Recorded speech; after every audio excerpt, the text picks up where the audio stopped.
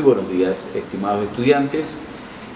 Estamos en esta mañana tratando el tema de las tutorías y me toca en mi asignatura de Derecho del Trabajo.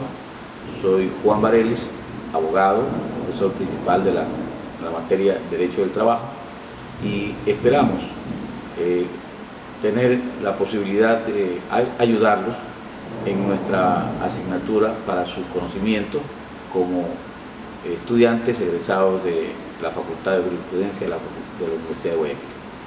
Vamos a iniciar nuestra intervención con respecto a los principios, a los derechos, las normas y garantías constitucionales que sobre el derecho del trabajo en el Ecuador existen.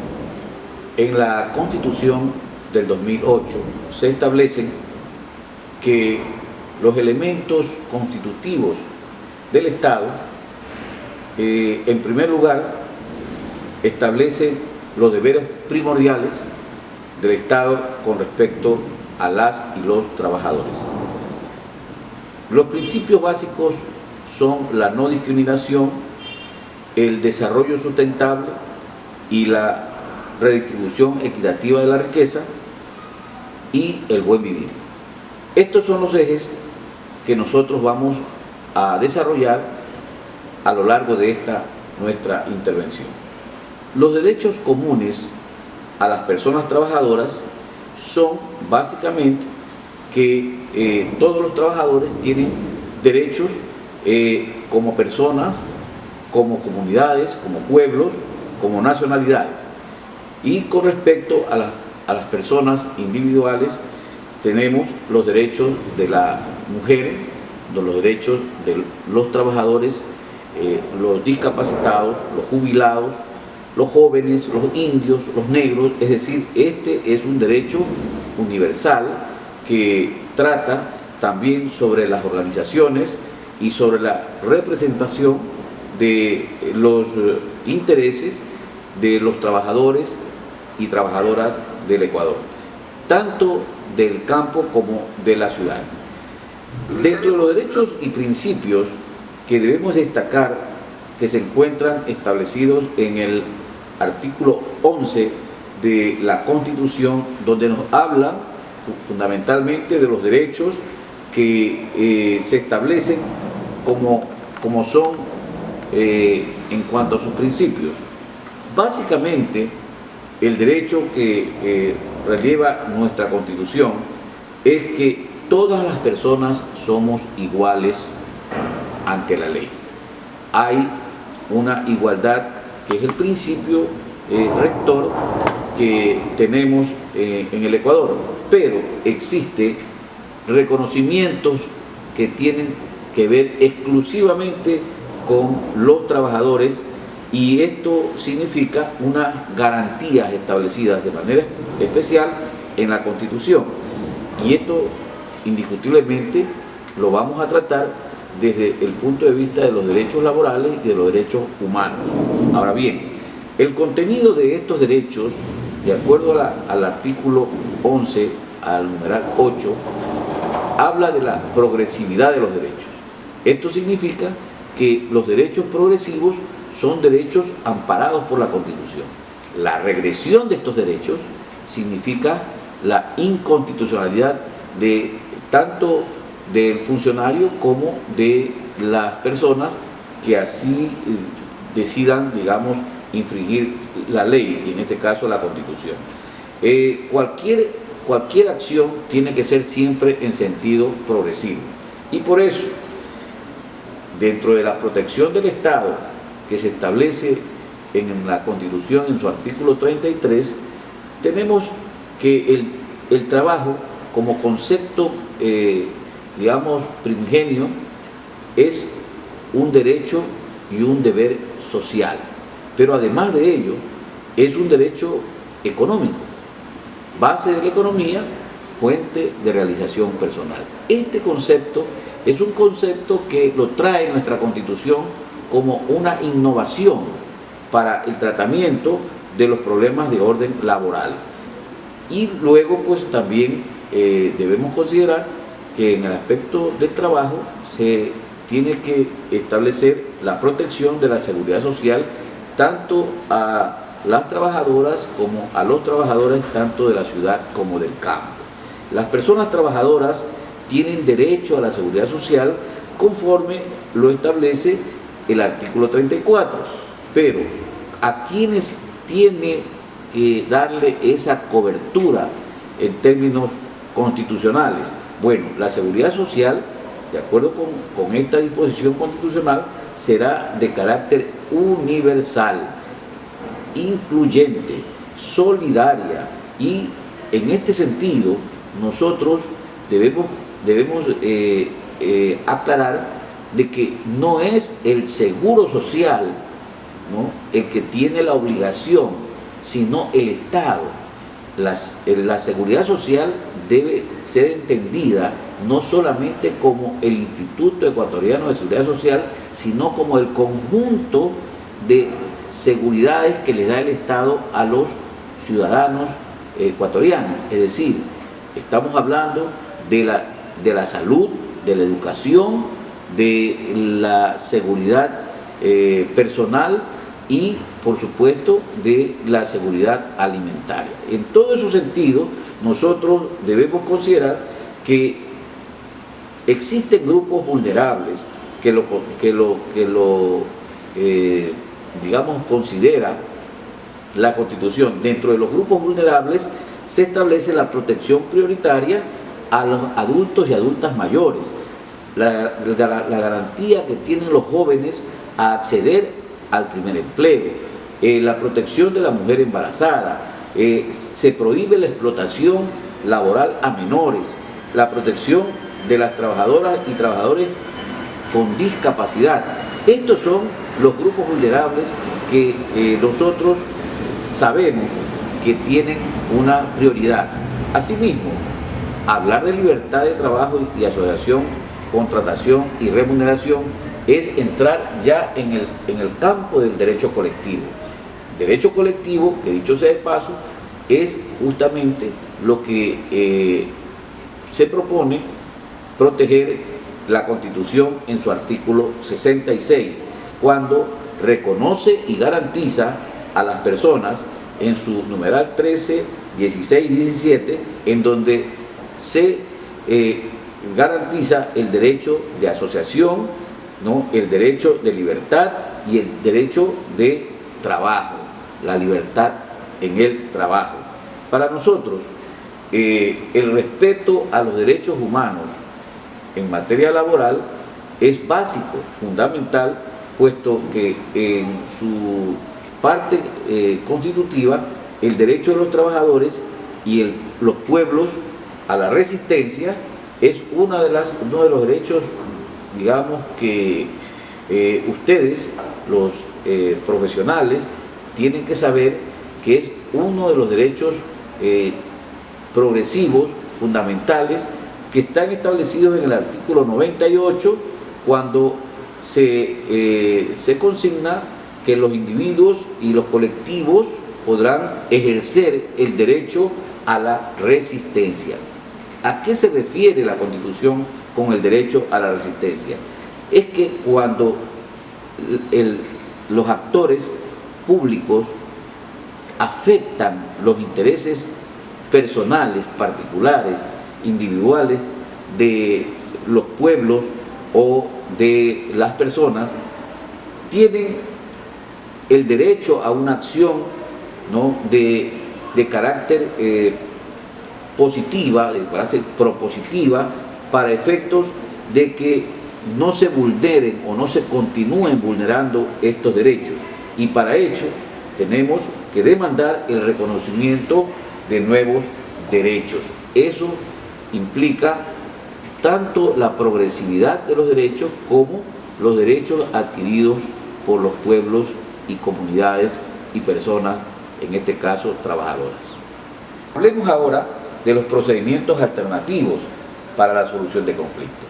Estos procedimientos alternativos que nos trae la Constitución con respecto al trabajo son interesantes, porque en él se establecen ¿no es cierto?, de acuerdo al artículo 190 de la Constitución, que el arbitraje, la mediación, son métodos alternativos para la solución de conflictos. En el ámbito laboral, nosotros por muchos años, desde que el Código del Trabajo del año 38 fue aprobado, se establecieron los tribunales de conciliación y arbitraje.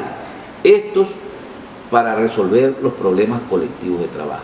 Hoy se ha logrado que estos métodos alternativos también sean asumidos por la Constitución y por lo tanto se pueden realizar a través de métodos alternativos a la solución de los conflictos, ¿no es cierto? Y de tal forma que estos procedimientos son reconocidos, es decir, la mediación, el arbitraje, que es una de las formas de solución de los conflictos laborales. Los derechos esenciales del trabajador son una de las circunstancias más trascendentes en el ejercicio profesional, puesto que al vulnerarse derechos por parte de los empleadores, generalmente se cometen violaciones a los principios constitucionales establecidos en el artículo 326 de nuestra Constitución. Estos principios que consideran primero que el Ecuador protegerá el empleo, el pleno empleo y la eliminación del subempleo y del desempleo.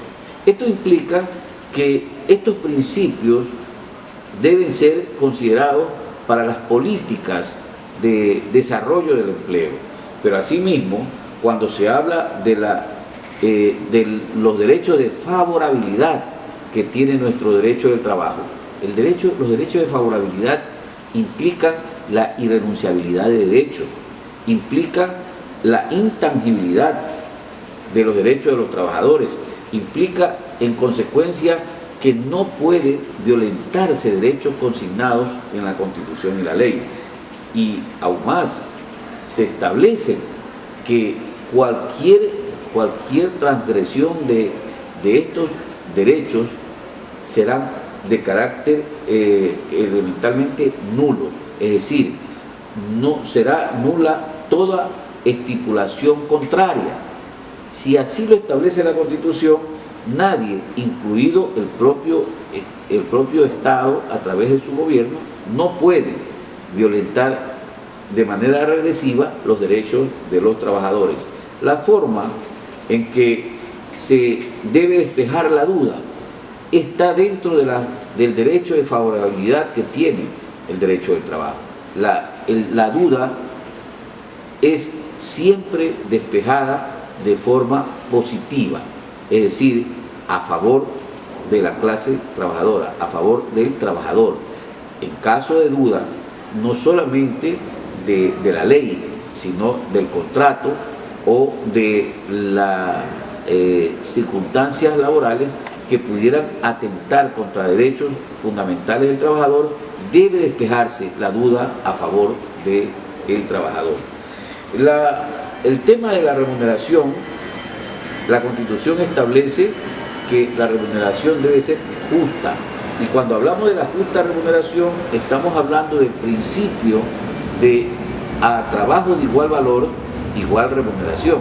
Consecuentemente, la justicia remunerativa se basa en eso, en que debe respetarse la igualdad en cuanto a este asunto. El derecho del trabajador al buen vivir.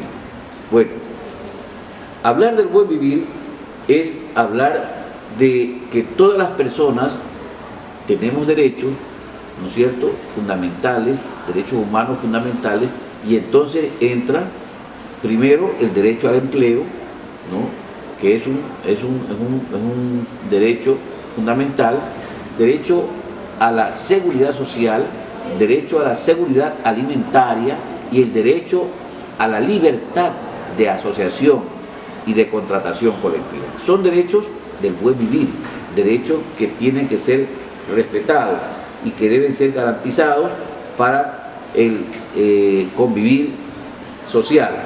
La protección del trabajo en los casos de accidentes laborales también tiene una protección especial, pues el trabajador accidentado debe ser protegido tanto por el Seguro Social como, en el caso de no ser afiliado, por el empleador de manera directa. En este caso, los seguros son de enfermedad, de riesgos del trabajo y, en el caso de cumplir la mayoría de edad, el derecho que tenemos a la jubilación y, por tanto, a tener el descanso que corresponde de acuerdo con la ley.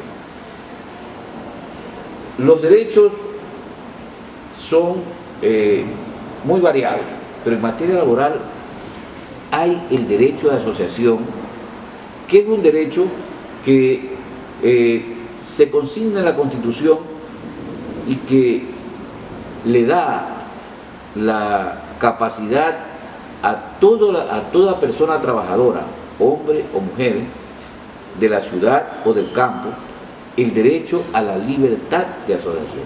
Esto significa que el Estado propenderá al fomento de la asociación de los trabajadores y trabajadoras y por cierto también de la parte empleadora.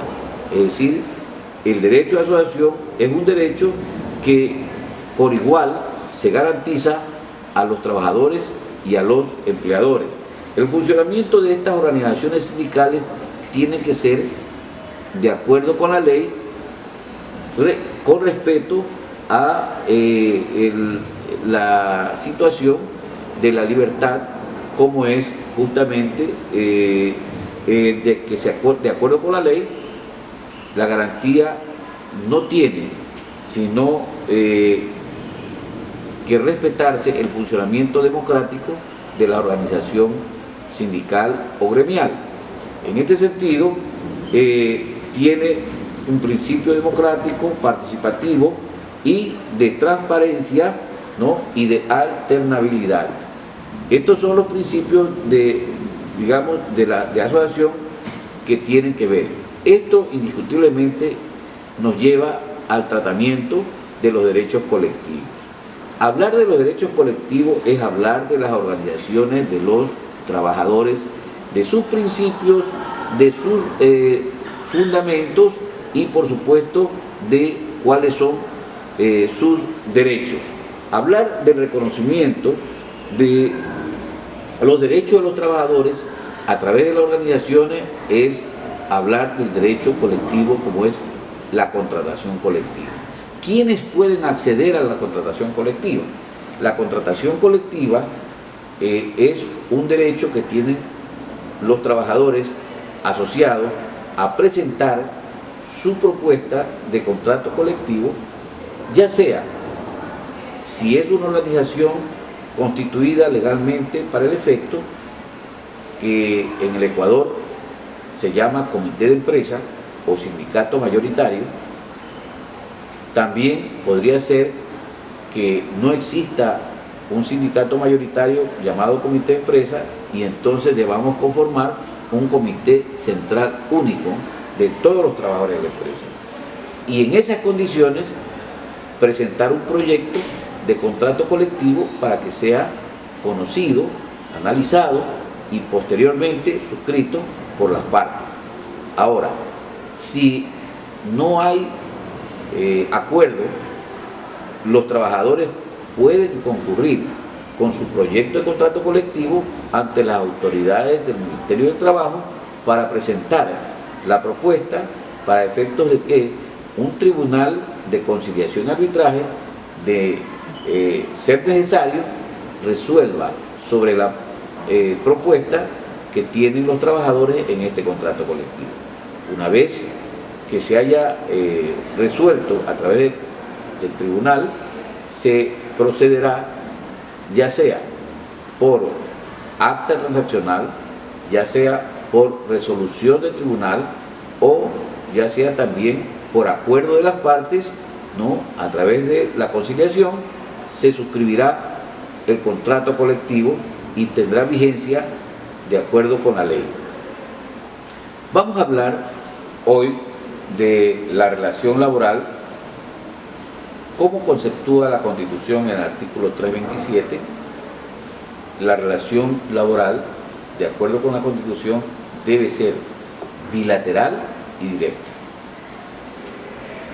¿Por qué el legislador constituyente estableció esta particularidad que esencialmente lo que pretende es que se proteja al trabajador de la tercerización o de la precarización laboral?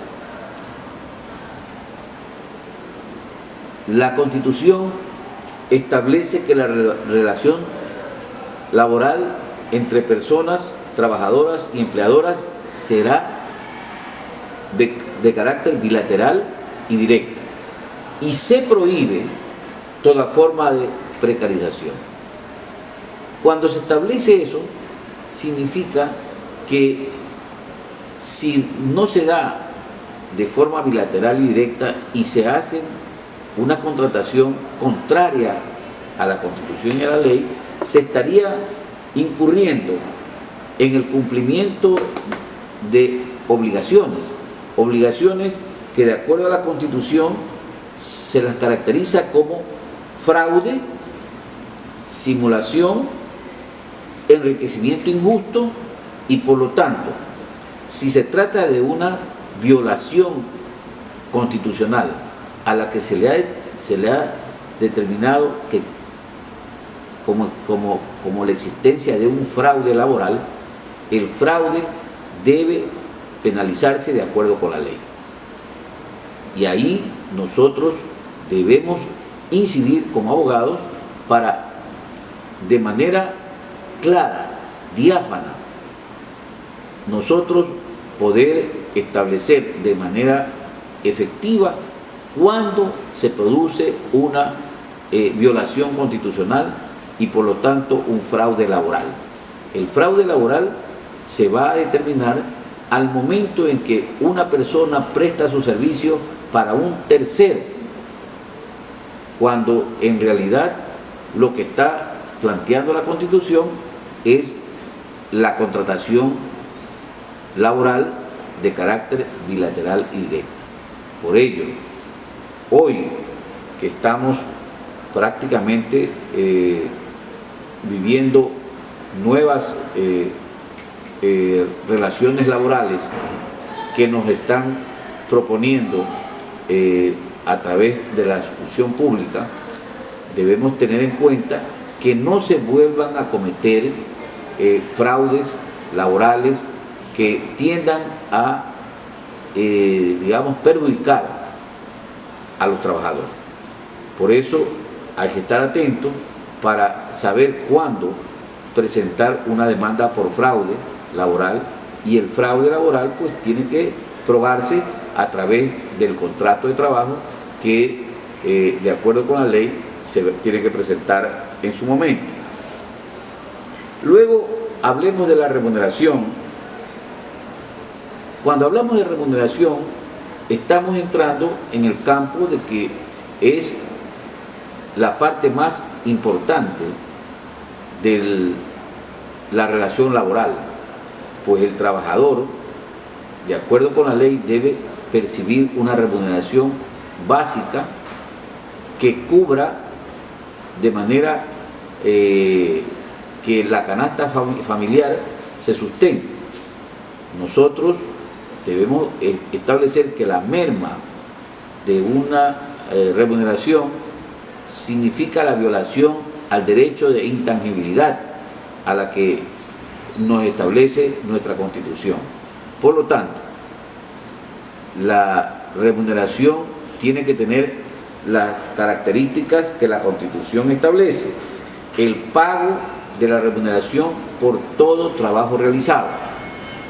No existe trabajo gratuito, ¿no?, ni remunerado que no sea de acuerdo al contrato o de conformidad con la ley.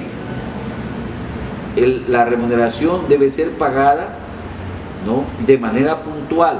Es decir, si el contrato que se ha suscrito o que se mantiene con un trabajador es el pago semanal, debe hacérselo al término de la jornada de trabajo. Y si es mensual, debe pagárselo al final del mes. Si no se lo hace, entonces el empleador estaría incurriendo en la violación a un derecho. Y de acuerdo con el Código del Trabajo, en su artículo 42, numeral 1, es la obligación del empleador el pago de la remuneración puntual. Bien, aparte de eso, tenemos que establecer que debe pagarse a igual trabajo, igual remuneración. Ese es un principio de la remuneración básico en materia laboral. Pues para efectos de los pagos no se puede hacer ninguna distinción si es que el trabajador realiza una misma actividad y tiene las mismas condiciones laborales que los demás. Tampoco se puede discriminar a las personas en cuanto a la remuneración por el hecho del género, por el hecho de la edad, por el hecho del color de la piel. O sea, no se puede discriminar a las personas, ¿no?, en razón de ninguna de las situaciones que acabo de mencionar, porque de acuerdo con el artículo 2 de la Constitución, la no discriminación es un principio constitucional. La remuneración constituye crédito de primera clase.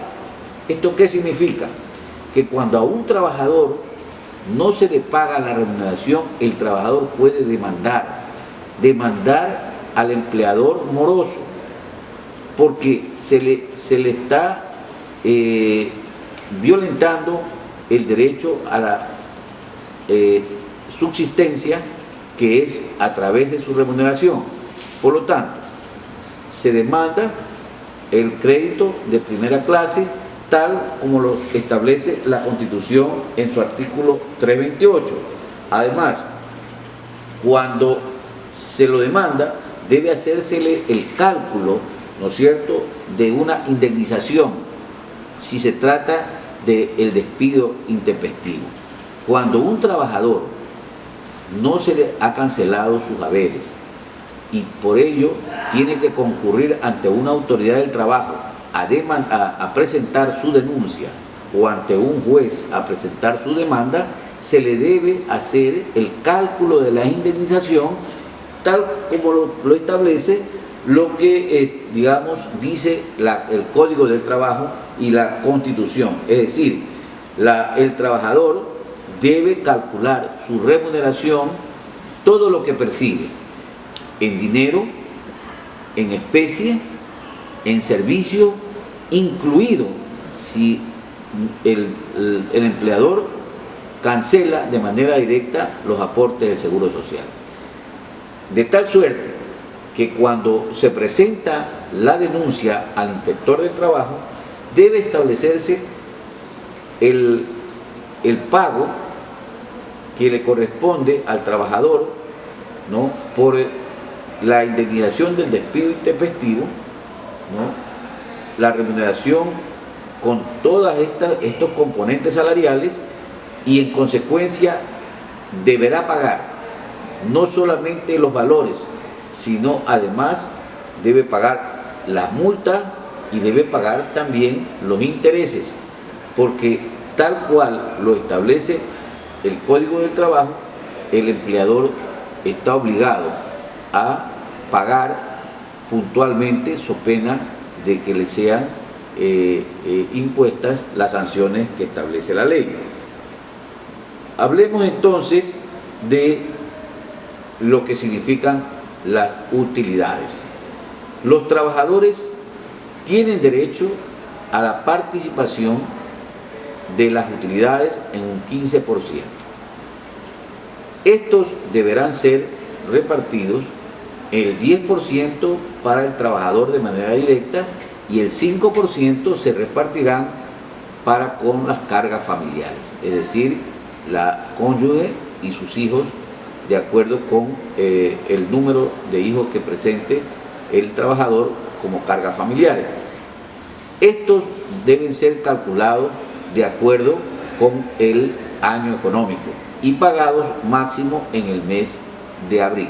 Es decir, para nosotros, un empleador que no cancela a sus trabajadores el 15% estaría cometiendo un fraude laboral y por lo tanto se podría demandar el fraude laboral ante las autoridades de trabajo y ante las autoridades que como fraude le corresponden, y esto pues estará a cargo de ustedes como profesionales del derecho determinar cuándo este fraude ha sido un fraude planificado, y si es así se estaría cometiendo una estafa en materia laboral y que podría ser definida por las autoridades y luego pues sancionadas por estas de acuerdo a esta situación.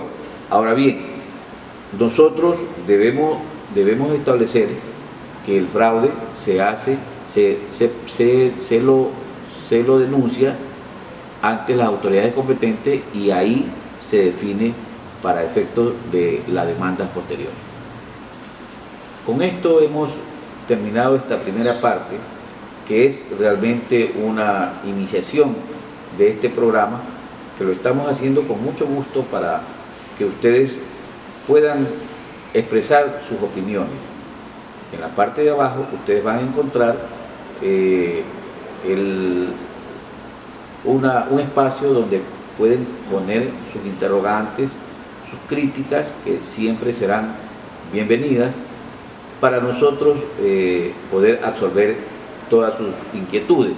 Pero quiero dejar consignado que esta primera parte tendrá una prosecución inmediatamente. En la próxima semana pues hablaremos del contrato individual de trabajo, de las obligaciones del empleador, de las remuneraciones, distintas clases de remuneraciones, y hablaremos de las jornadas de trabajo, las jornadas especiales, de las jornadas con recargo y también de la terminación del contrato, donde hablaremos del despido, donde hablaremos del desahucio, donde hablaremos de la terminación legal de los contratos, y esperemos que durante todo este trayecto ustedes se puedan ingresar y de sus observaciones mejorar. Esperamos haber cumplido en esta primera parte y los invitamos a continuar con nosotros en las próximas actuaciones. Gracias.